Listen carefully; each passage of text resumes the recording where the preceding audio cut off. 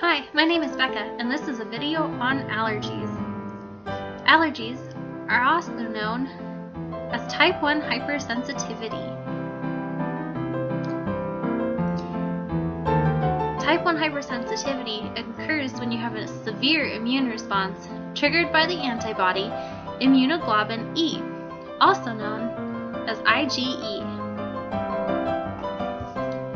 This immune response is often triggered or brought on by common environmental factors called antigens, or more commonly, allergens.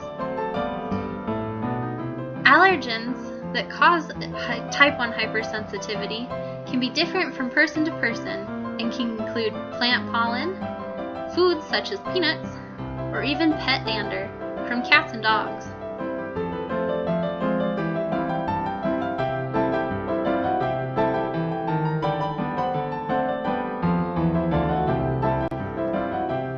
Historically, IgE is an antibody that protects us from parasites such as mosquitoes,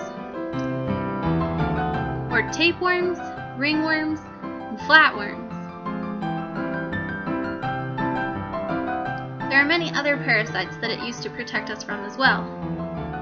But since these are no longer as much of a problem, IgE has malfunctioned. This is actually a genetic malfunction that can be passed on through DNA, making it hereditary. This malfunction causes IgE to react to common environmental factors like allergens.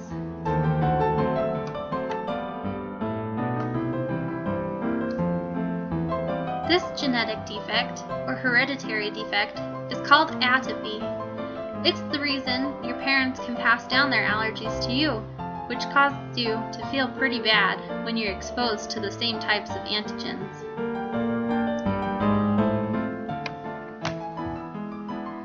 But how does such a small antibody such as IgE produce such a big reaction in our bodies?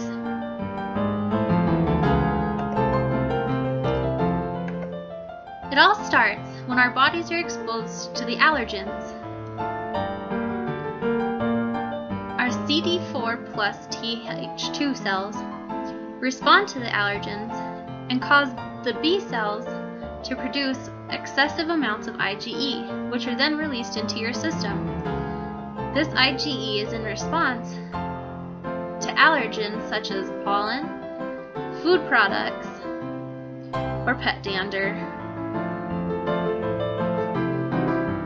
Each person experiences this reaction differently.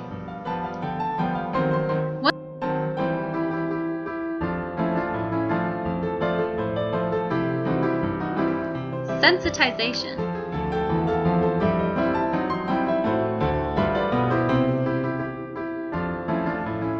This involves your mast cells and your blood basophils.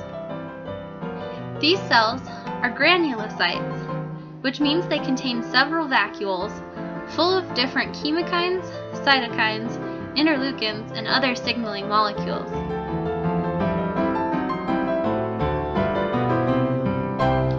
Mast cells and blood basophils contain receptors on their cell surface called the Fc epsilon receptors.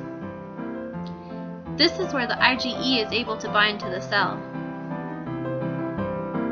No immune response is triggered at this moment. When your body is exposed to the allergen for a second time, it binds to the IgE, causing them to cross-link.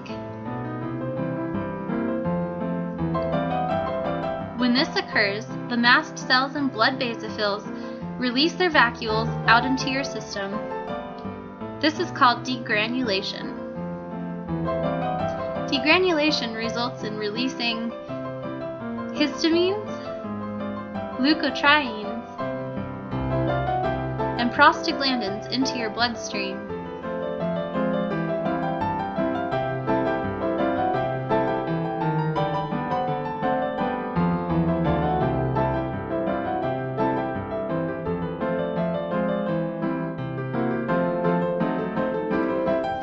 Which is the widening of your blood vessels and smooth muscle contraction.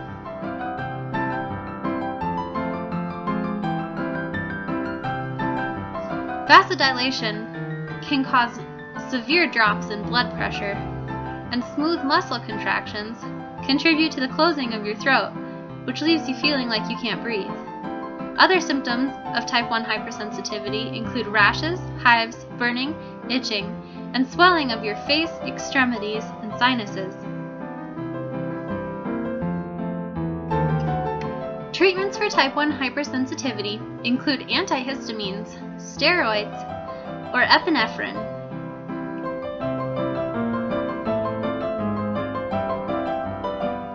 Now let's look at some current research.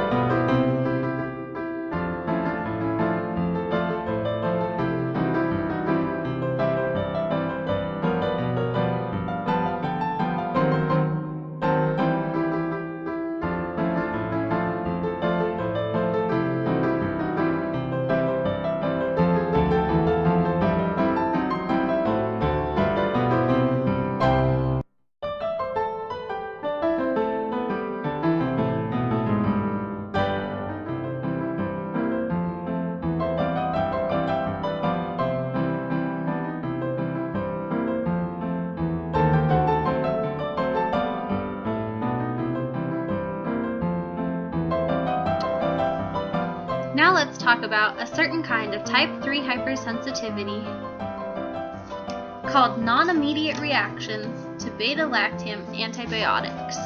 This occurs mostly in children and is often confused with allergic reactions to drugs administered at the same time as the antibiotics.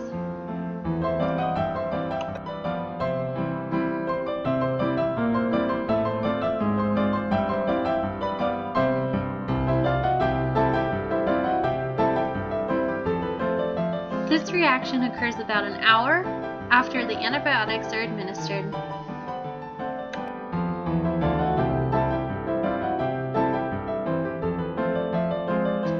The reaction can occur as maculopapular exanthemas, which are rashes or hives,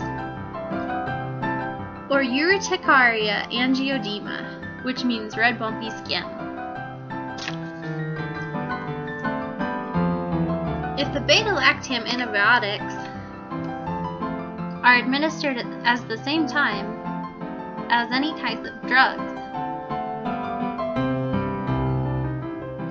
most of the time, the reaction, such as the rash, is equated to a drug allergy, which would be a type 1 hypersensitivity, instead of the actual non-immediate reaction to beta-lactam antibiotics, which is the type 3 hypersensitivity.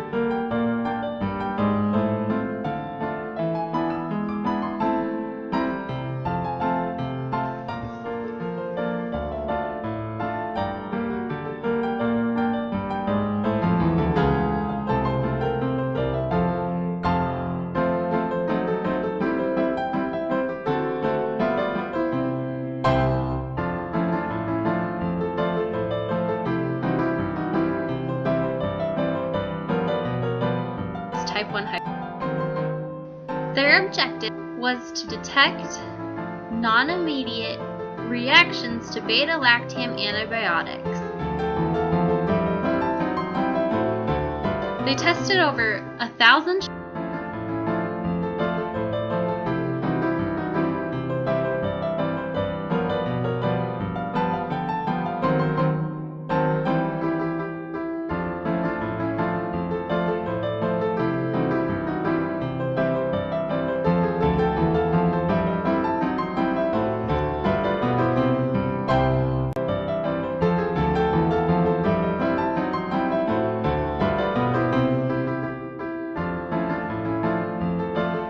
Only 76 had confirmed positive tests of the hypersensitivity.